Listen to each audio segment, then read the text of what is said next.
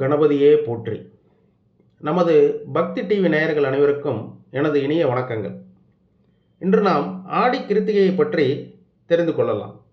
ஆடி கிருத்திகை விரதம் இருந்தால் ஒரு பேரரசனை போல வளமான வாழ்வும் சந்தோஷமும் கிடைக்கும் என்பது நமது முன்னோர்களின் நம்பிக்கை. இந்த ஆடி கிருத்திகையானது வருகிற ஜூலை 29ஆம் தேதி திங்கட்கிழமை கொண்டாடப்படுகிறது. கார்த்திகை விரதம் இருப்பது எப்படி என்றும் அந்த விரதத்தால் என்னென்ன நன்மைகள் கிடைக்கும் என்றும் நாம் இப்போது கேளலாம். முருகனுக்கு உகந்த கார்த்திகை விரதம் இருந்தால் அந்த ஆறுமுகனைப் போலவே அழகான குழந்தை நமக்கு கிடைப்பான். கிருத்திகை நட்சத்திரத்தில் விரதம் இருந்து தானம் செய்யும் எஜமானனும் அவன் வம்ச பரம்பரையிலும் அளவற்ற நன்மைகள் அடைவார்கள் என்று நமது புராணங்கள் கூறுகின்றன.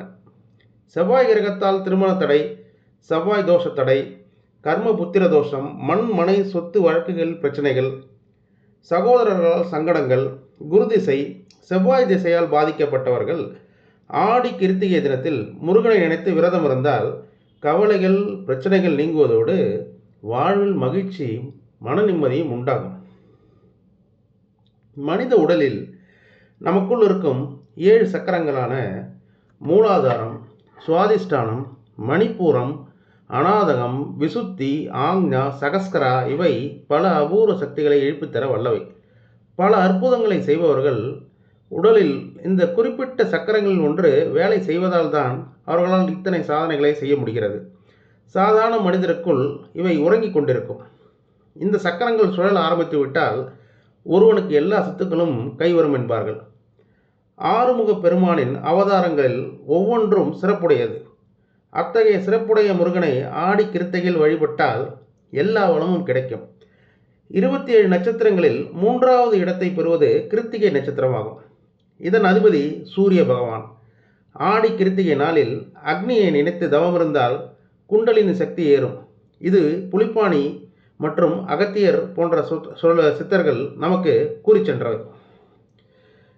மாதம் வரும் கார்த்திகை நட்சத்திரம் கிருத்திகை விரதம் எனப்படும். கார்த்திகை பெண்கள் 6 பேர் கந்தனை பாலூட்டி வளர்த்தனர். இந்த காரணத்தால் அவர்கள் 6 பேரும் முருகப்பெருமானுக்கு தாய் என்ற சிறப்பினை பெற்றனர்.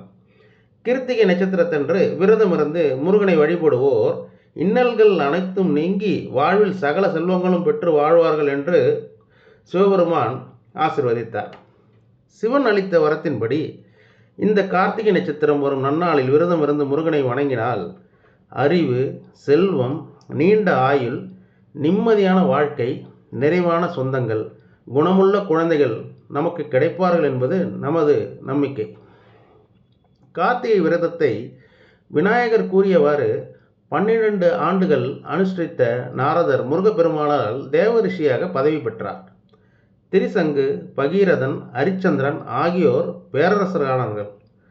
கந்தனுக்குரிய விரதங்களில் உப்பு தவிர்க்கப்படுவதை முக்கியமாய் கருதுகின்றனர். உப்பில்லா உணவு எடுத்துக்கொண்டு கார்த்திகை விரதமோ சஷ்டி விரதமோ இருந்தால் சிறப்பாகவும் உயர்வாகவும் கருதப்படுகிறது. கார்த்திகை நாளில் கந்த சஷ்டி கவசம் படிப்பது மிகவும் சிறப்பு. மறுநாள் ரோகிணி அன்று காலையில் மீண்டும் குளித்துவிட்டு முருக பக்தர்களுக்கு அன்னதானம் செய்துவிட்டு சாப்பிடலாம். ஆடி மாதத்தில் இருந்து தொடங்கி 6 மாதங்கள் கார்த்திகை விரதம் இருந்து வந்தால் தை மாதம் கார்த்திகையில் விரதத்தை முடிக்கலாம்.